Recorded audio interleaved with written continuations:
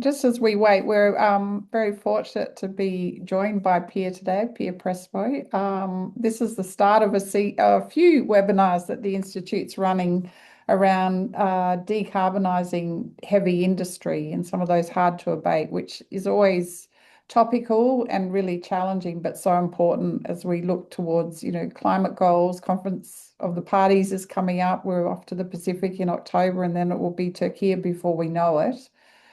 So look, I'm just really pleased that we've got Pia joining us. She's going to talk specifically from Heidelberg Materials perspective around decarbonising the construction industry. And Pia, we do some work on a project called Net Zero Precincts, and obviously that whole sort of chain of command is a really important part of that project as well. So very thrilled to have you. But to kick off, always, as we do, I'd like to take a moment to acknowledge the Whadjuk elders, past and present, as the traditional owners of the Noongar Budja, on which CIET, Curtin Institute, is located. And we acknowledge the tens of thousands of years of their knowledge, culture, and insights into living sustainably and caring for the natural world that have shaped this land and our ongoing research. And I know in Norway, the Sami people are also well respected and regarded in this process. So it's great. So you would have read in the pre-material, but just quickly to introduce Pia Prestmo. She's Public Affairs Manager at Heidelberg Materials in Norway, so is up early to join us and just recently back from their summer break. So Pia has worked with Norwegian international politics for over the last 2 decades and holds a Master of Political Science from the University of Oslo. She's got here, following mechanical completion of the Brevik CCS at the end of 2024, her eyes are now set on what's next for CCS and CCUS projects in the cement industry more broadly. And I was really fortunate to meet with Pia when I was up in Oslo in May, and I thought the information she's got is really relevant to what we're trying to do. So Pia, I'm going to hand over to you, and for everyone online, we'll have Q&A at the end. So thank you for joining. Well, good morning, good afternoon, and thank you so much, Peter and team, for inviting me to maybe share some experiences, primarily on the regulatory front, but also just a quick update on the project itself. I got a few slides that might be helpful. Let me see if I can make it work here.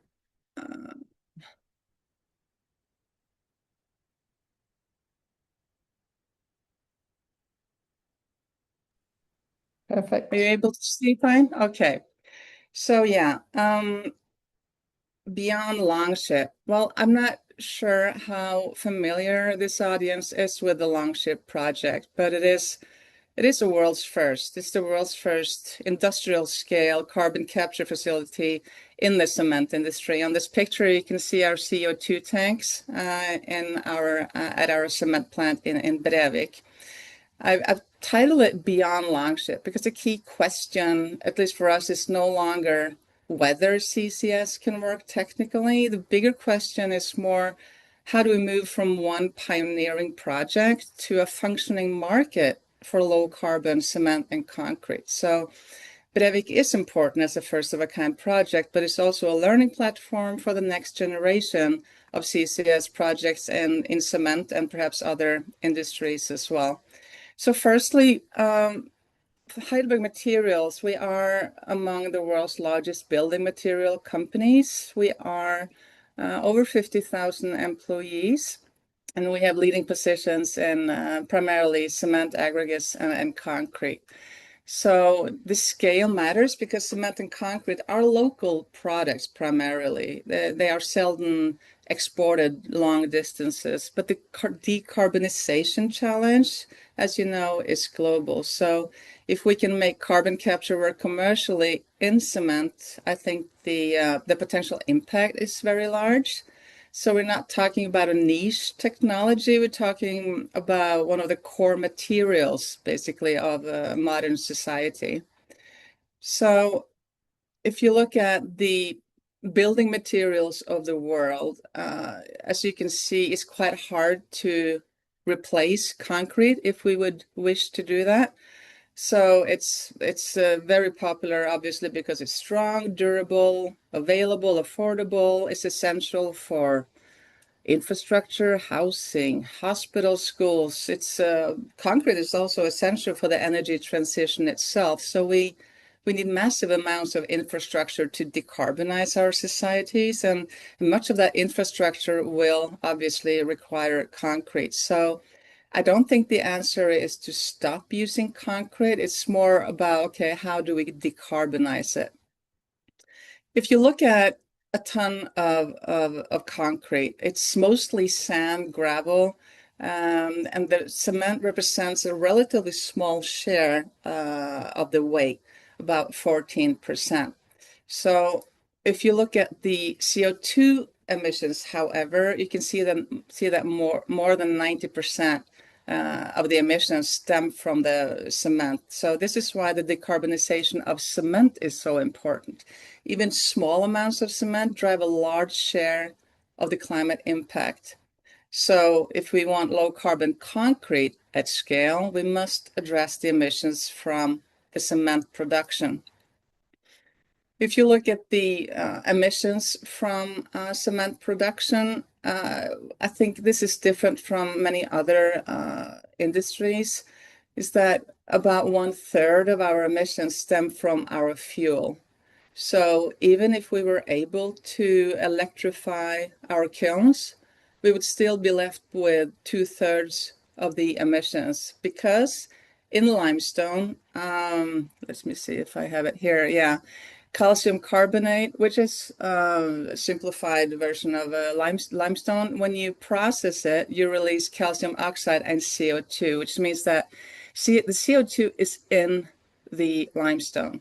So it's hard to that's why it's called a hard-to-abate industry. So it's we do need CCS to reach net zero. There's simply no other alternative for the cement industry. The cement industry is well suited.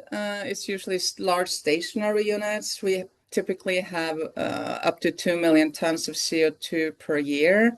Often clusters of plants are close to the limestone deposits. They are often there for a long time. I believe our plant in Brevik has been there since 1916, so plus 100 years. Often located close to sea. Not always. We also have plants that are far into the country and would need railway or other means of transportation of the CO2, but many of the plants are close to sea and have ports, which means it's you can have pipes or shipping of the CO2. Also, the emissions, like I said, represent two-thirds of the emissions come from the process, and the fuel only 1/3. We have also, of course, approached the fuel. Back in 1990, I believe, we ran on coal, almost solely coal. Today, more than 80% is alternative fuels, which is another word for just waste. Household waste and business waste from the larger Oslo area. About 30% of our fuel is biogenic as well. Yeah. But anyway, we are locked in on the process emissions today. Also, with the cement kiln, you can have a lot of waste heat available, which means that the energy needed for at least what we have used in Brevik, the amine technology, quite energy reliant. The waste heat in our plants can make that more accessible than in other places. Also, if you look at the flue gas, it's quite high, the concentration of CO2, between 22 to 24%. Other industries have flue gas, below 5%. So obviously that's beneficial for the cement industry, and the potential is enormous. I think the production of cement worldwide accounts for 8% approximately of the world's entire CO2 emissions. So this is, you should definitely look at the cement production. I think the emissions from our industry is larger than all shipping and air travel put together. So just puts it into perspective. So Brevik CCS, it became possible because the previous prime minister, she launched the Longship project. It was a political and industrial decision to build a full CCS value chain. in Norway to avoid the chicken and egg problem. It's like we in Heidelberg Materials were hesitant to start capturing CO2 because we didn't have a place to store it. And the storage actors on their side obviously hesitant to start investing because who was going to start capturing the CO2. So the Longship project was an effort to join these to align the stars. For Heidelberg Materials, this meant the possibility to retrofit a carbon capture to an existing cement plant. So public funding was essential because it's a first of a kind industrial project with significant technology, integration, market risks. So the decision also sent a strong signal, I think, that hard-to-abate industries must be part of the climate solutions.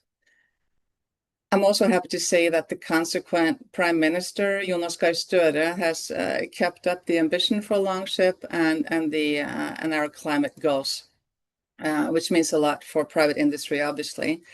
So we are operational today. We have reached capturing 55 tons per hour, which is not bad. We are capturing 50%, which is 400,000 tons of CO2 per year. And a lot of times I get asked, why do you only capture 50%? And my answer to that is that's the energy we had available. It's limited by the available waste heat at the plant. If we were to capture 100%, we would need a lot more energy, which is simply not available in this region of Norway. And obviously, it would be much more costly as well. Let's see. Here you can see how the CO2 is captured at the cement plant. It's liquefied, transported by ship to a receiving terminal in Øygarden on the west coast of Norway. It's then transported by pipeline and permanently stored under the seabed in the North Sea. So I think this is an important part. As I said, Longship is a whole capture, transport, and storage project. It's the whole value chain. And when it comes to CO2 storage, this is something we have been doing in Norway since 1996 with the Sleipner project. So we know how to do it. We know that it doesn't leak. And I also think this serves to strengthen the support from the public in these kinds of projects.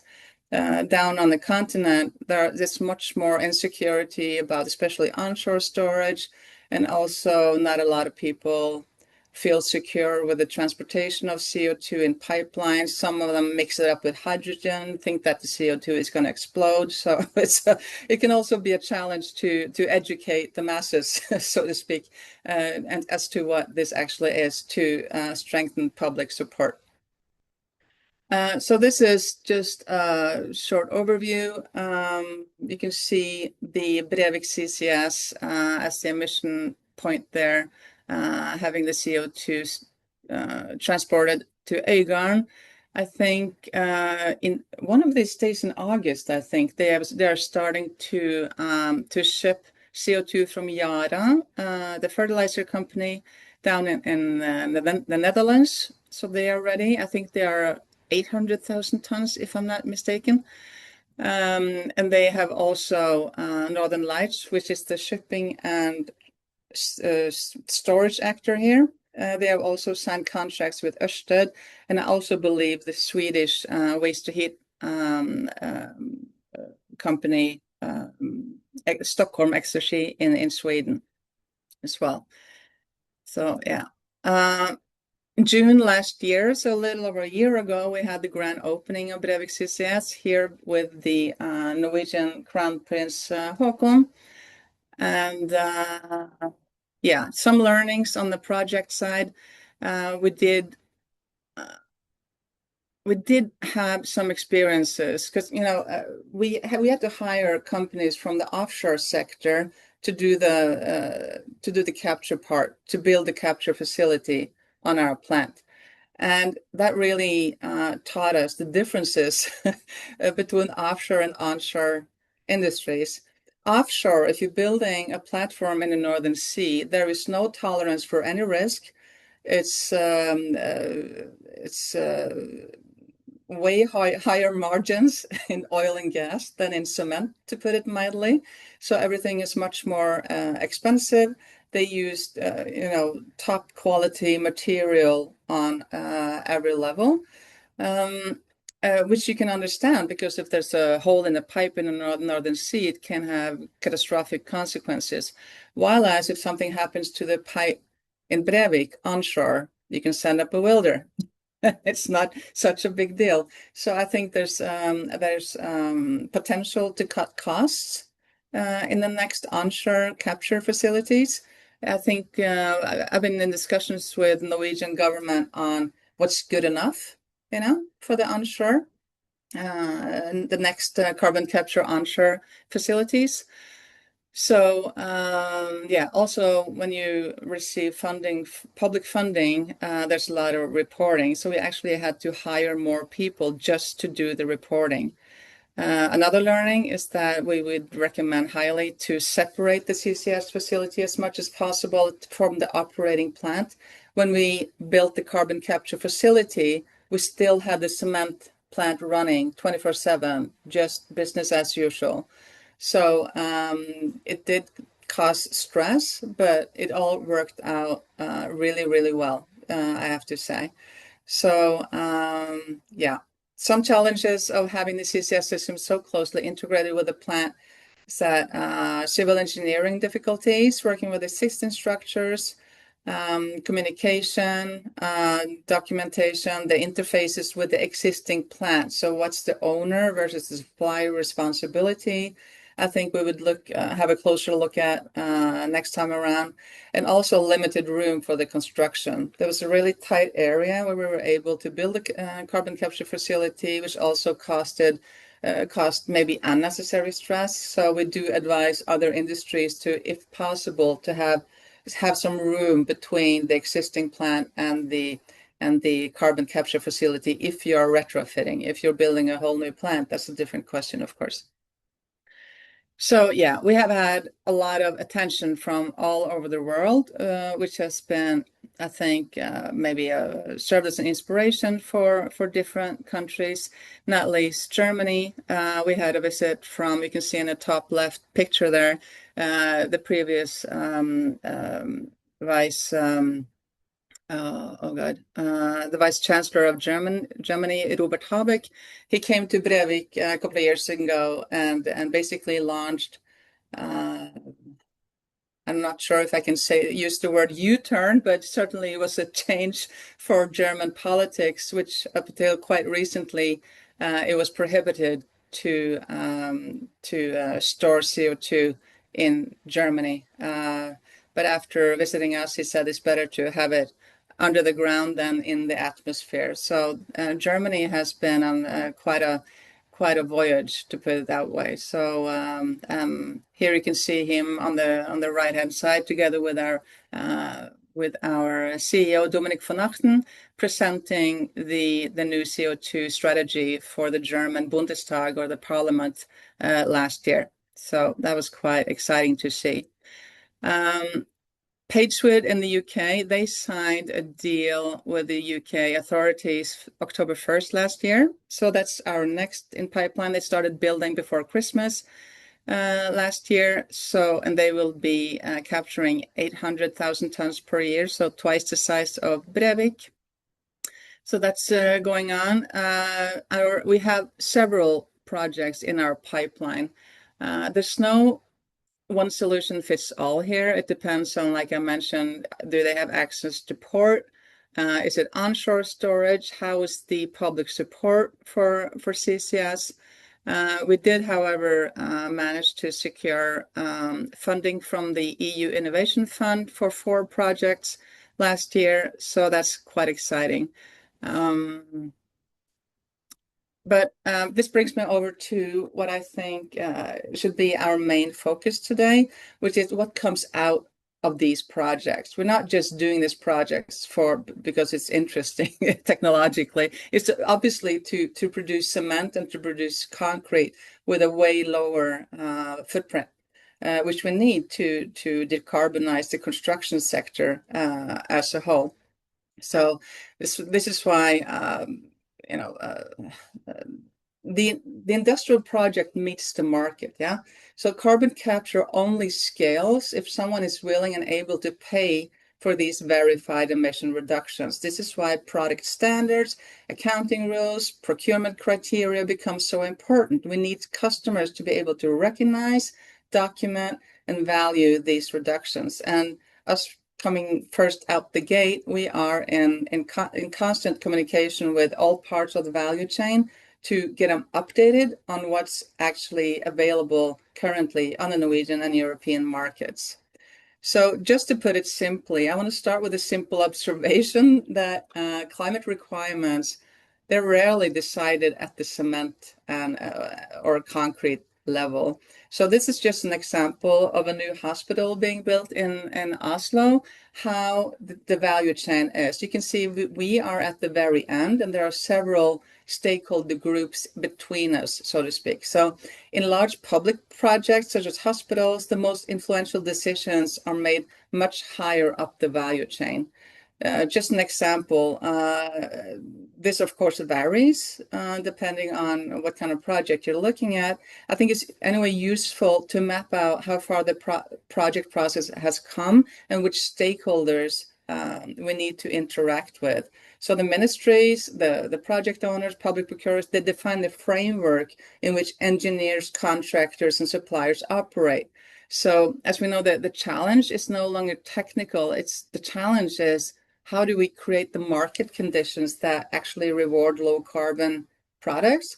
Public procurement therefore becomes a key mechanism for establishing these green lead markets, as they're called in Europe.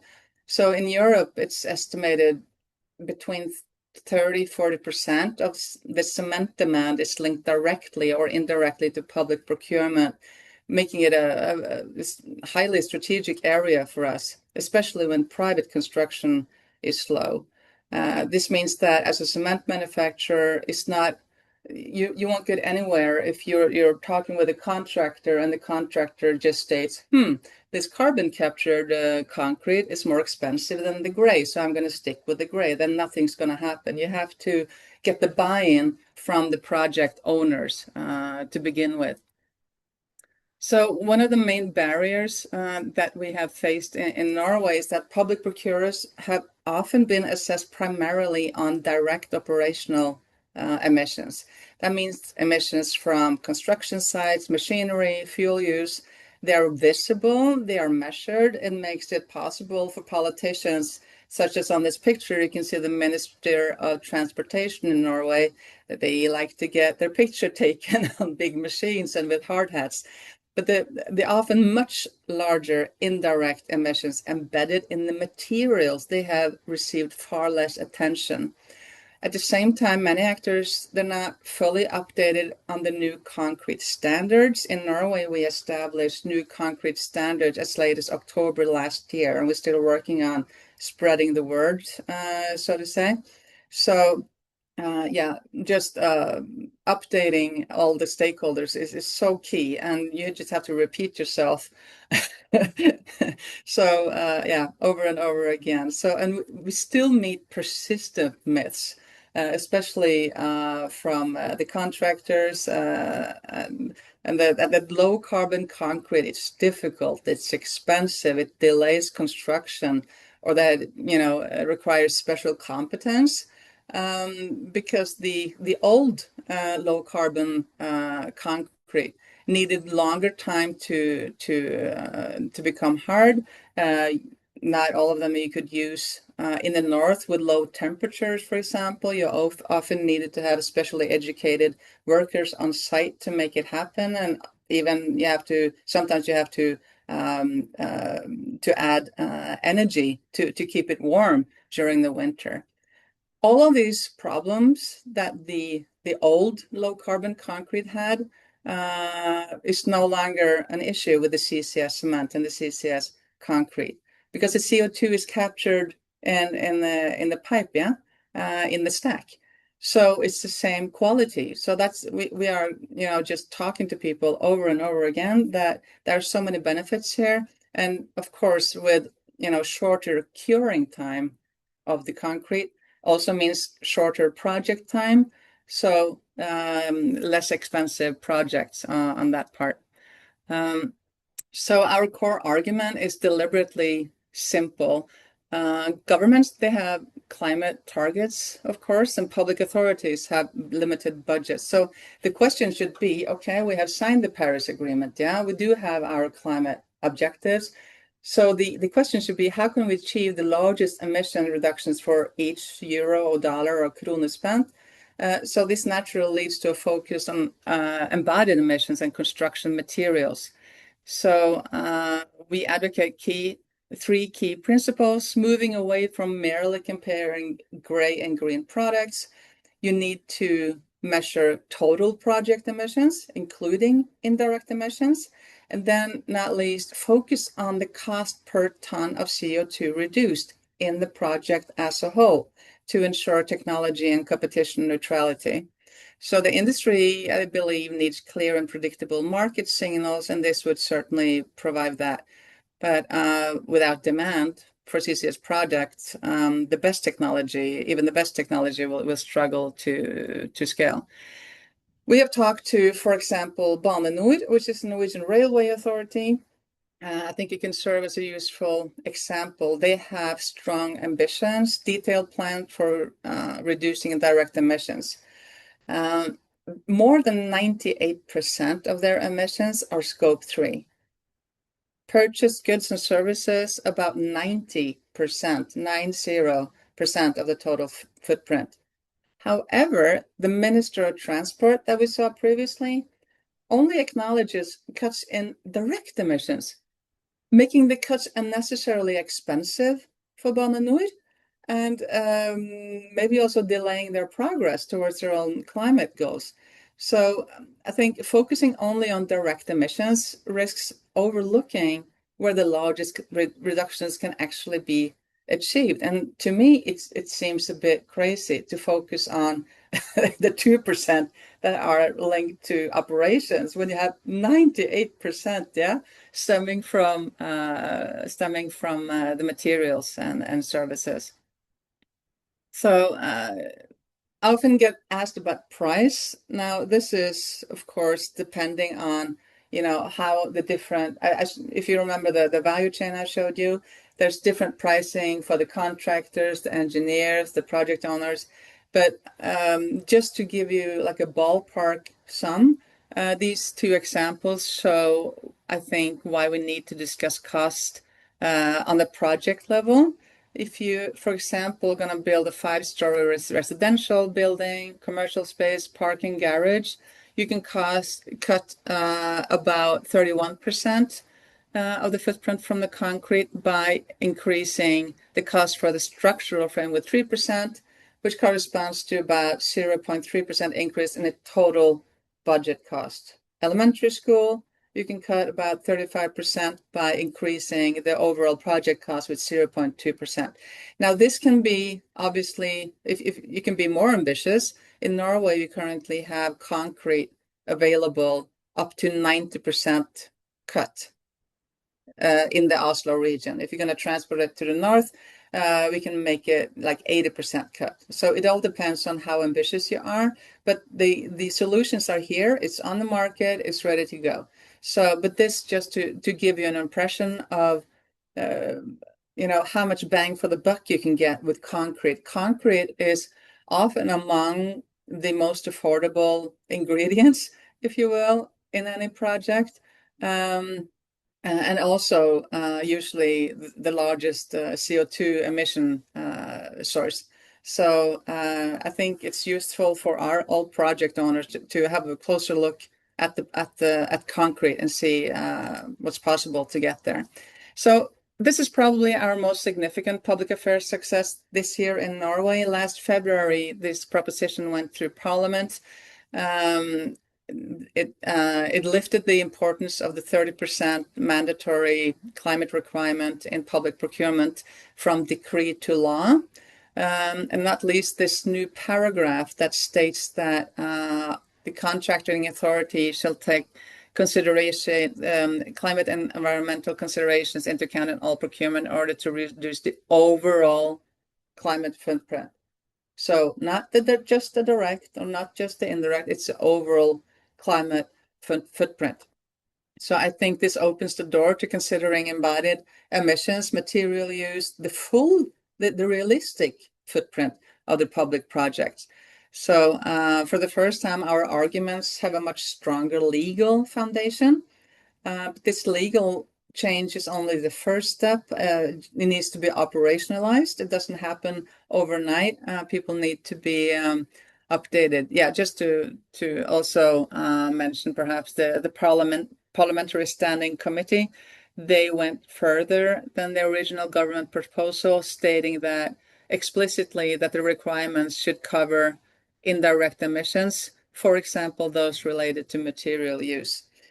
So like I mentioned, the next challenge in Norway now is the implementation. We need to get the decrees, we need to get the guidelines updated so all the municipalities, all the state agencies are up to speed and aware that, okay, step one, you need to look at the whole project, the emissions from the whole project. And two, where can I get the largest cuts for the least amount of dollars, yeah? This is also, we're also following EU processes. We have the Industrial Accelerator Act currently underway, and also a revision of the Public Procurement Directive. So I think next step now is securing compliance, ensuring that everybody actually does what Parliament has decided. So this is just a summary of some of our positions. I will share this with you afterwards. So that the main idea here is, to get CCS and low carbon cement to scale. Industry has responsibilities, of course, and policymakers also.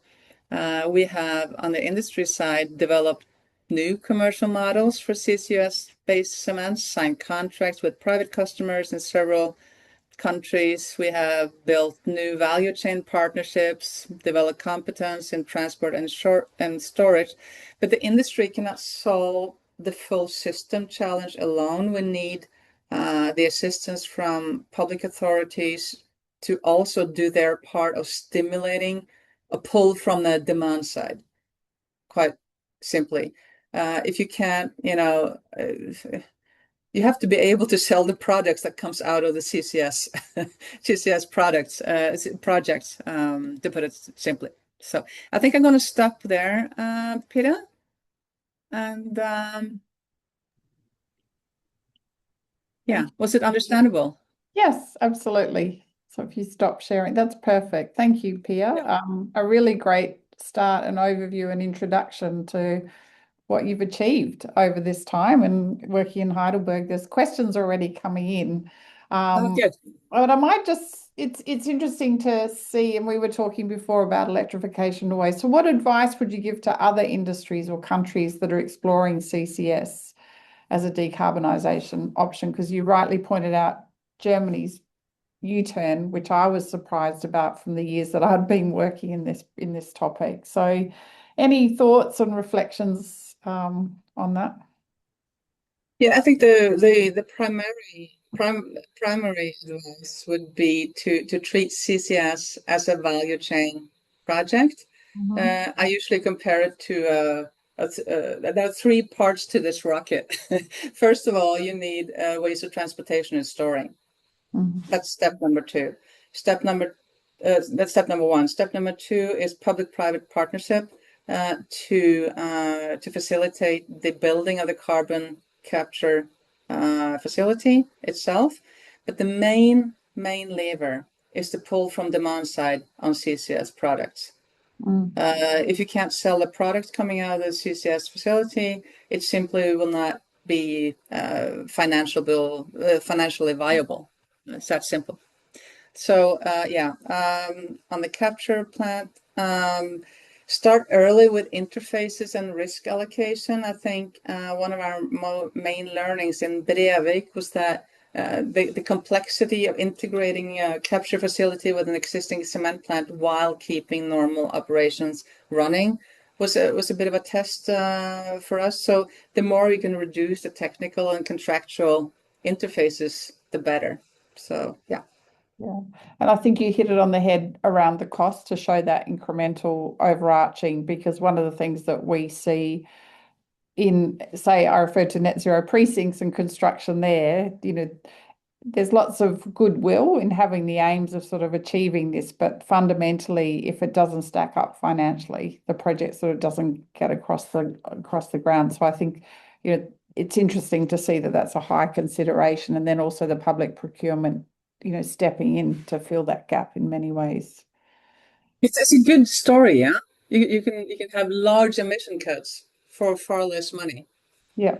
Yeah. Actually, when it all, and I suppose that, I mean, when I think about Norway's journey, obviously we talked about the hydropower, but also the requirements that the Oslo mayor put in place for construction, in all of these things were strong drivers early on, from my memory, of actually making that transition. Was that correct? Like, in the way that this electrification is just expected to be part of the move and lower carbon?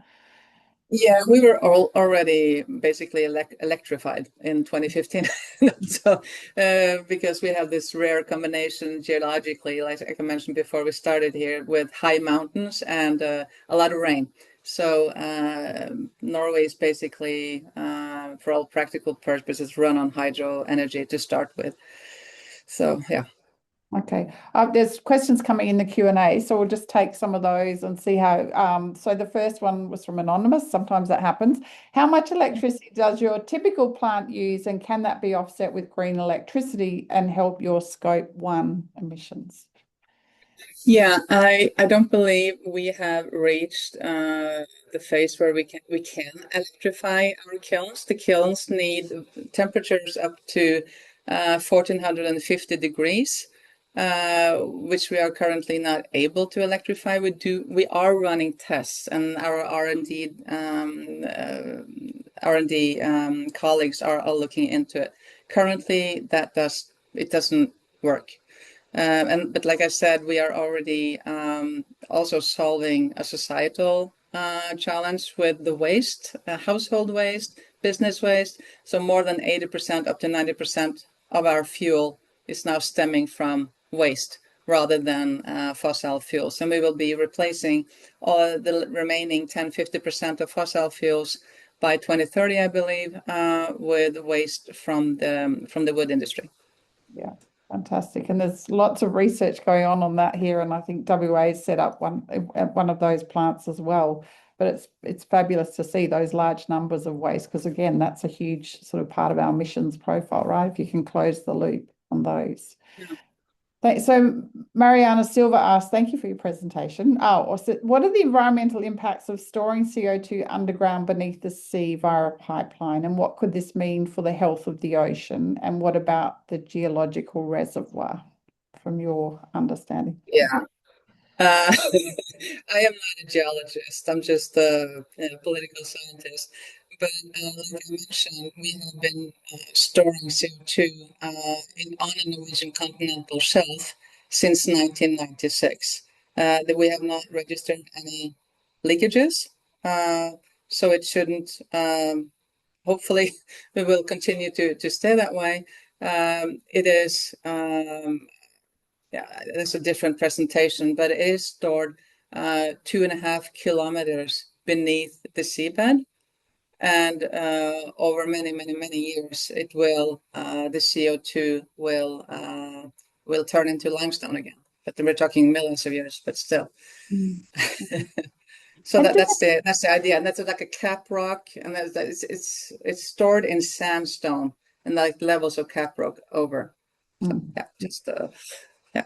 And do they publish that from a monitoring perspective in Norway? Yeah, that's available, isn't it, if I understand? Oh, absolutely. Maybe I can share with you also some useful links in that regard. Obviously, we have academia and R&D people working on this, quite specialized. Also the Northern Lights actor, which is a joint venture between Equinor, Total, and Shell. They are experts on the Norwegian continental shelf, and also this shelf is quite optimal, as I understand, for CO2 storage. So we are currently, or the Norwegian government is promoting storing of CO2 along the Norwegian continental shelf to our European neighbors. Mm, mm. Yeah, I've seen, I think, the pipelines and so forth, and visited Sluiskil. Yeah. So James Bowen has written a very detailed thing, so bear with us. I don't know if you can see in the chat. I'll try and encourage others to put questions.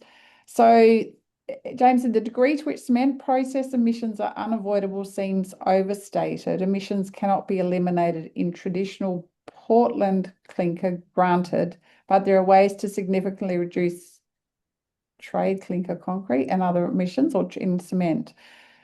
Cement in concrete, concrete in construction, so on. Clinker micronization, alternative binder. Sorry, can you see all that? Also, cement is a relatively minor share of Australia's emissions, perhaps 1%. And most attention on CCS relates to upstream oil and gas or cross-border CO2 trade.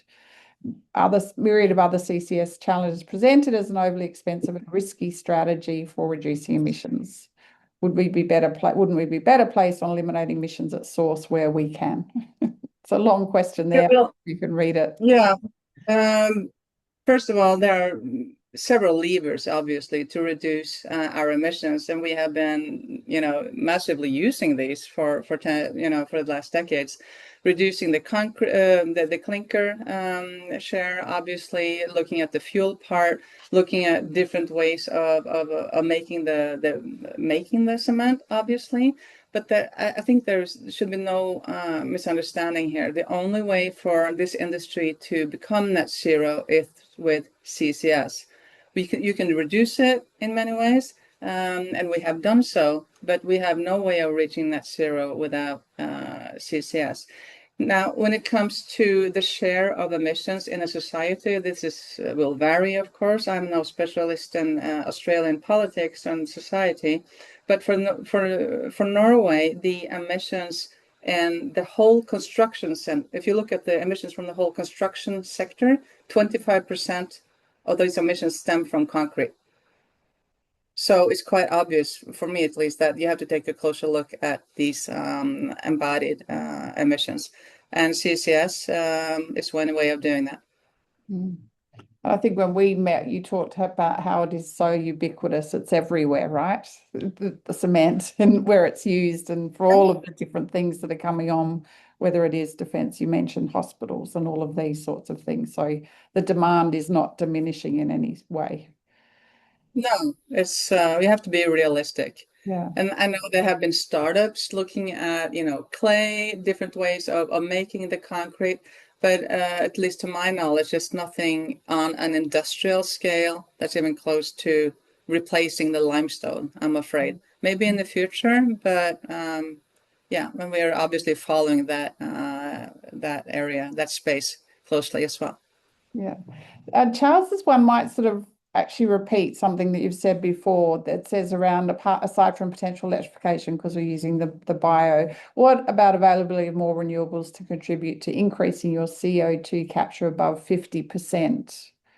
What was the question again? Apart from potential electrification, what Yeah. about availability of more renewables to contribute to increasing your CO2 capture above 50%? Yeah. You're talking about renewables in terms of the fuel, I presume? Well, that's yeah, I guess to help you capture. Yes, yes, as the Yeah. yeah. Yeah, like I mentioned, we have over between 80 and 90% of our fuel is waste. 30% of that is biogenic.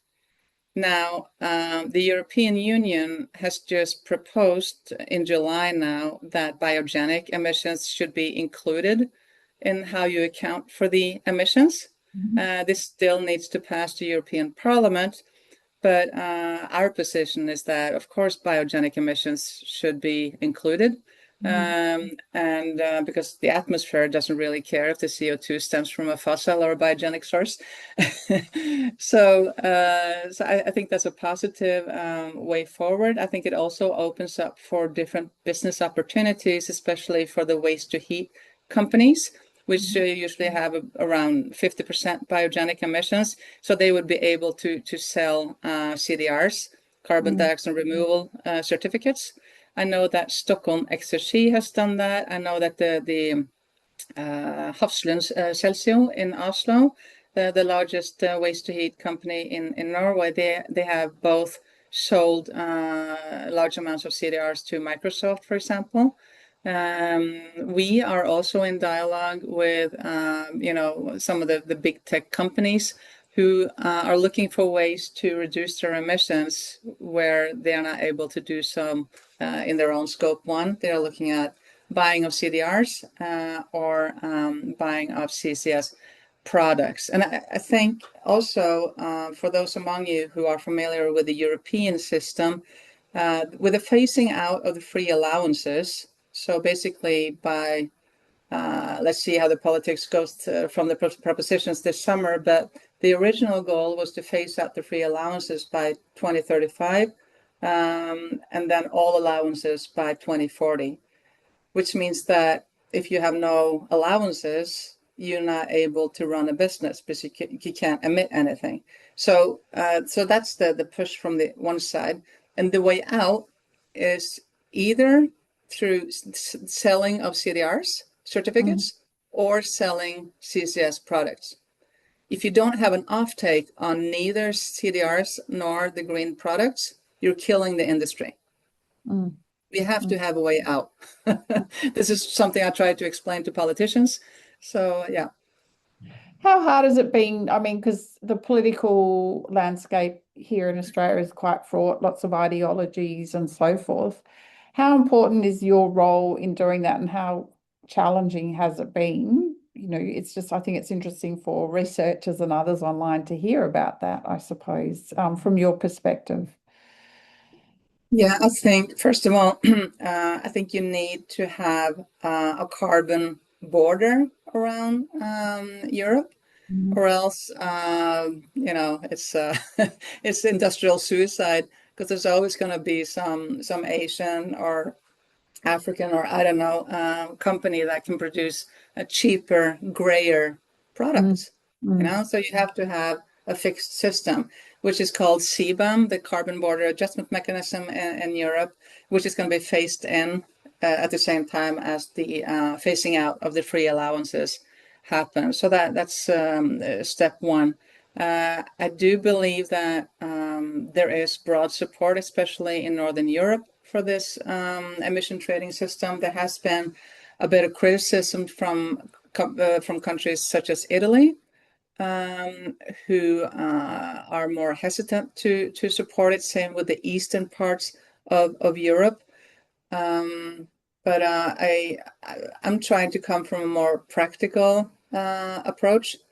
Okay, so if you're going to keep European competition up, if you're going to keep having European production of basic products such as steel, cement, fertilizer, you also have the security aspect. Norway, as I'm sure you know, have a border to Russia in the north.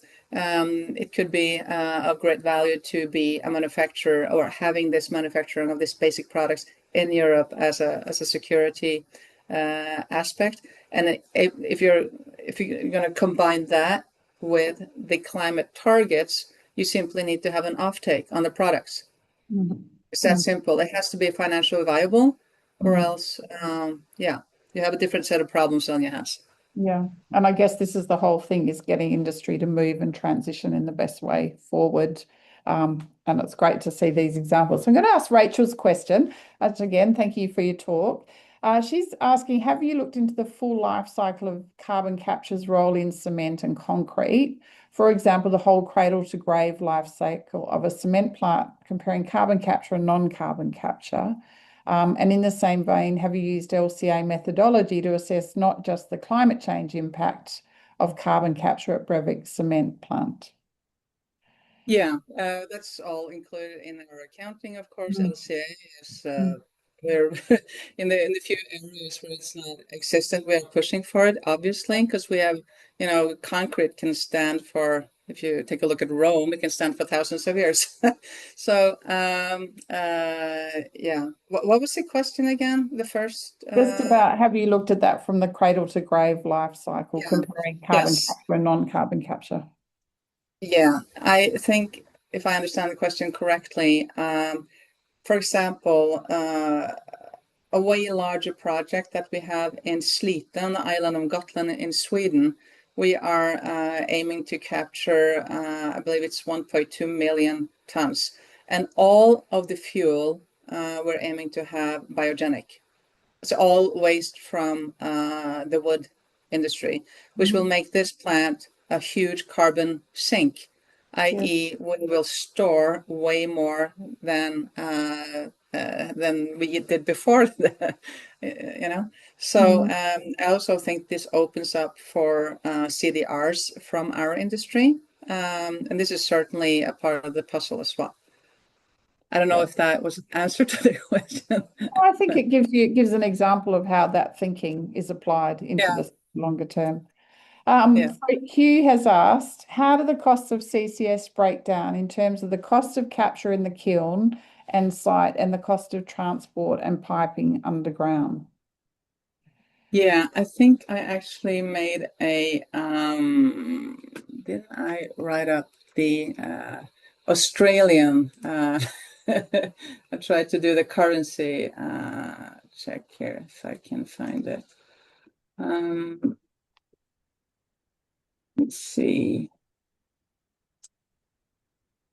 Yeah, I'm sorry. Um, this is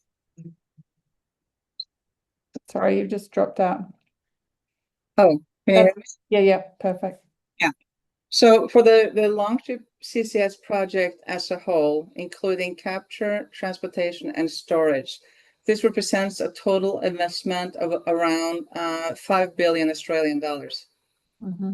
And this is including 10 years of operation, with the Norwegian government funding roughly two-thirds of the total cost, Mm-hmm. one-third private.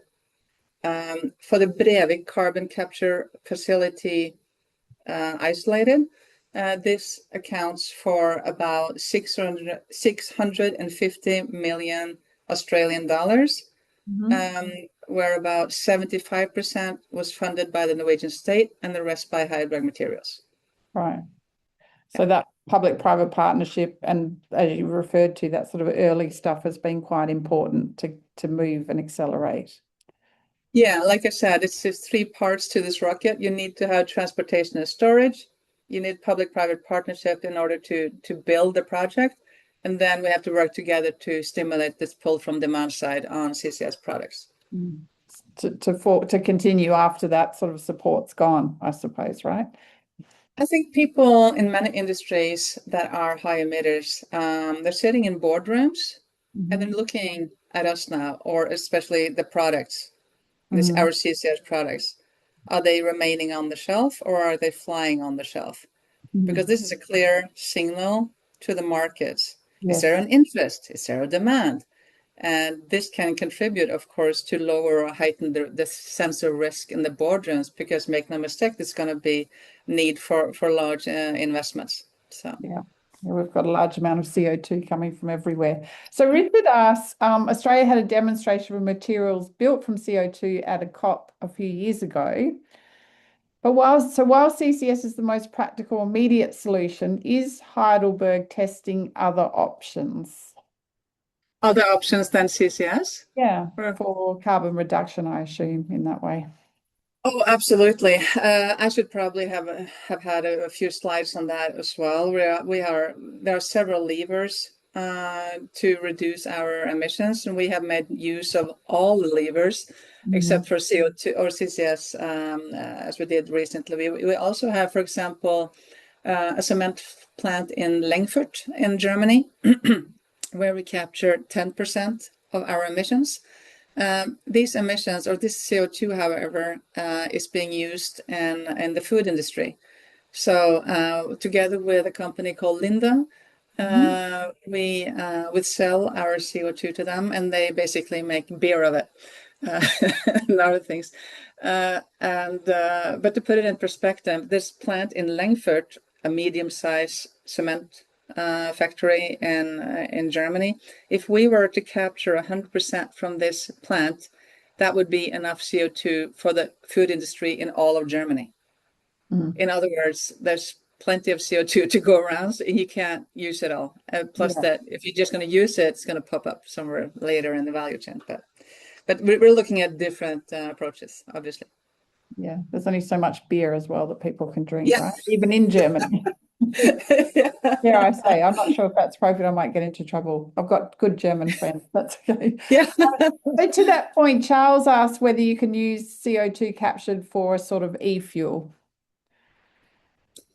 How you can use CO2, I'm no expert in. I know that there's a multitude of ways of using it. One way to also to store it is to put it back into the concrete.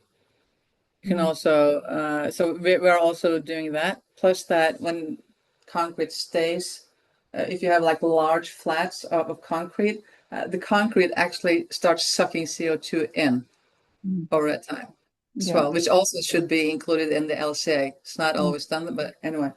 Um, yeah.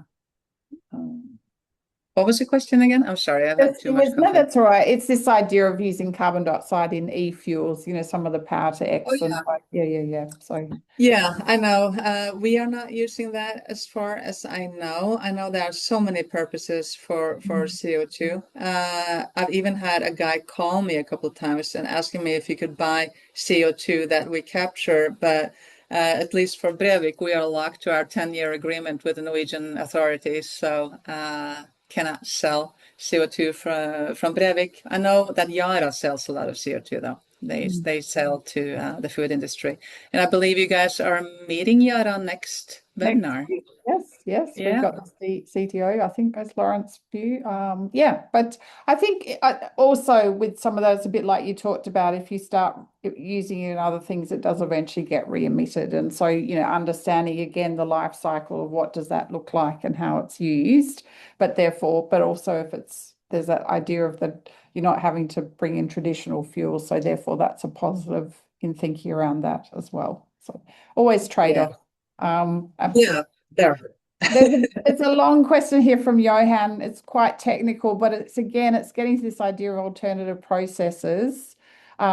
He's saying using calcium silicate feedstock as opposed to limestone, and go through electrochemical process at much lower temperatures.